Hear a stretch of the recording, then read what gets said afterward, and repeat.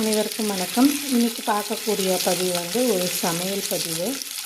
பிரண்டை துவையல் எப்படி பண்ணலாம் அப்படின்னு சொல்லிட்டு, பிரண்டை வந்து நீளமாக இப்போ ஃபுல்லாக நீளமான ஒரு ஸ்டெம் மாதிரி இருக்கும்.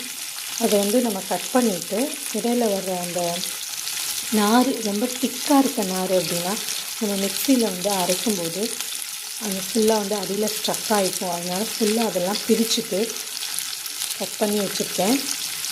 ரொம்ப சென்சிட்டிவான தோல் இருக்கவங்களுக்கு வந்து ஒரு அரிக்கிற மாதிரியான ஒரு சென்சேஷன் இருக்கும். நம்ம வந்து கையில் ஏதாவது எண்ணெய் தேய்ச்சிட்டு நம்ம வந்து உரிச்சிக்கலாம் இந்த காயை. அதுக்கப்புறம் அடுப்பில் வானொலி வச்சுட்டு எண்ணெய் ஊற்றிட்டு உளுந்தம்பருப்பு கடலைப்பருப்பு கொஞ்சம் நிறையா போட்டிருக்கேன். அதுக்கப்புறம் அதோடு சேர்ந்து சின்ன வெங்காயம், தக்காளி, பூண்டு, பச்சை மிளகாய். இது வந்து புதுசாக சாப்பிட்றவங்களுக்கு இல்லை ரொம்ப சென்சிட்டிவாக இருக்கவங்களுக்கு பார்த்திங்கன்னா தொண்டையில் வந்து ஒரு மாதிரி பிடிக்கிற மாதிரி ஒரு சென்சேஷன் வரும். அதை தவிர்ப்பதற்காக வந்து நான் என்ன பண்ணியிருக்கேன்னா ஒரு நெல்லிக்காய் அளவு வந்து புளியை நல்லா கழுவிட்டு இதில் போட்டிருக்கேன். வதக்கும் போது புளியோடு சேர்ந்து வதக்குனா அரைக்கும் போது அந்த சென்சேஷன்லாம் இருக்காது.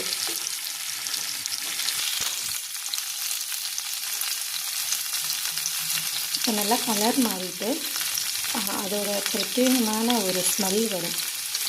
இப்போ நம்ம ஸ்டார்ட் பண்ணிக்கலாம். இப்போ தாளிச்சிருக்கேன். எண்ணெய் ஊற்றிட்டு கடுகு, உளுந்தம்பருப்பு, கருவேப்பிலை போட்டு நம்ம நிறையா வந்து தக்காளி போடும்போது நம்ம தண்ணி சேர்க்க தேவையில்லை. அரைக்கும்போது இது வந்து சாதத்தில் போட்டு சாப்பிட்ற மாதிரி பண்ணியிருக்கேன். தண்ணி ஊற்றிருந்தீங்க, தக்காளி கம்மியாக இருந்து தண்ணி ஊற்றிருந்தீங்கன்னா கொஞ்சமாக அடுப்பில் வச்சு நம்ம அந்த தண்ணி சுண்டுற வரைக்கும் நம்ம வந்து சுருட்டி வரணும்.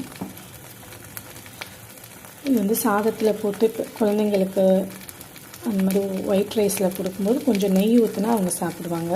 இது வந்து வெங்காய சட்னியா அல்லது புதினா சட்னியா அந்த மாதிரி டேஸ்ட்டில் தான் இருக்கும். டேஸ்ட்டில் எந்த டிஃப்ரென்ஸும் இருக்காது. நன்றி, வணக்கம்.